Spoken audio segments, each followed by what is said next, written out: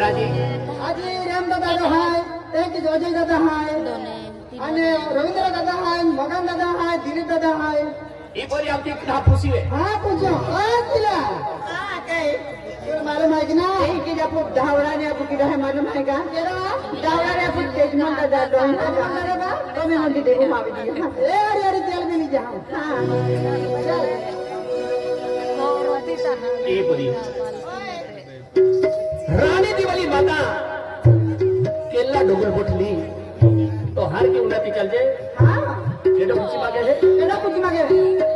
किवारे दादो पूछे ए निकस दादा ने पूछी मागे तेरा है हां सम्मत दादा ने अनावर रघु मास्टर है ए ओजिया रोड बगालो तो भी पूछी मागे है हां हां अरे महातारा रघुरा एरोडल पूर्णा जाके लादे मुझे तुझे बिया की जावे गई मां मेरा ली बोहिना हां किते बाऊ ना जाओ देखा अरे महातारा रघुरा माया के लादे मुझे थानो में तुझे बिया की जावे गई मां मेरा ली बोहिना महातारा रघुरा माया के लादे मुझे थानो में तुझे बिया की जावे गई मां मेरा ली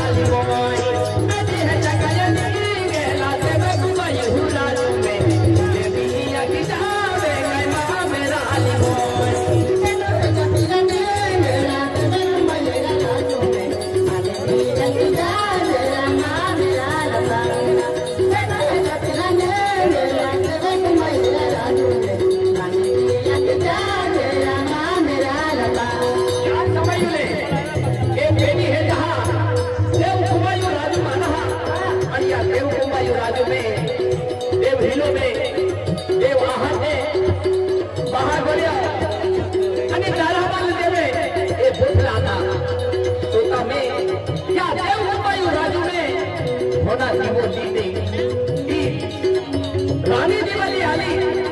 हाती देव फसला हा का तू केनो हाय हाती देव कुंबाई पूछे है देव हिलो पूछे है बेनी है जा पुता देव हाथ पूछे है कहा के रानी दिवाली आके है का आई जोगा झोल बोलती कहा ली तुम्हारी का देव पूजन की रेला नहीं रानी दिवाली आली रानी दिवाली पहली कहली तुम मालूम भाई झुमन गाँव भाई अरे झुमन गाँव हुई देव कुंबाई हाय या देव कुंबाई पे रानी दिवाली आली झुमन वाला कारभारी लोग पे लागला ये देव कुंबाई हाय देव हाथ हाय आणि या डोगुल मध्ये पे रानी दिवाली ती आली आणि रानी दिवाली आके है देव पूजन केला खातो है नवीन धान्य पाके है तहा तुझे पूजा के जाके है कुणबिल गया कला का सवा महीना पानी कहते अल अस्तमा ऋषि जाजे अल अस्तमा ऋषि जाओ कहा आतुन जुगाई को होली जाजे आणि देव गौरी ली जाए उन्होंने पूजी आगे हाती रानी दिवाली पूजन के जा चलो म्हणून की रानी दिवाली पहली देव आहा को राजू देव कुंबाई राजू पहली पहुंची आती रानी दिवाली पूजन के जाए के तुम मालूम भाई देव आहा को देव कुंबाई देव हिलो कोई आणि या पहली हे जाए पूजन के लो अन्ना हसबे आहा राजू में रानी दिवाली की आली तुम्हें बीजी या की जावे कैसा मेरा हरी बोई देव कुंबाई राजू में रानी दिवाली की आली तुम्हें बीजी या की जावे कैसा मेरा हरी बोई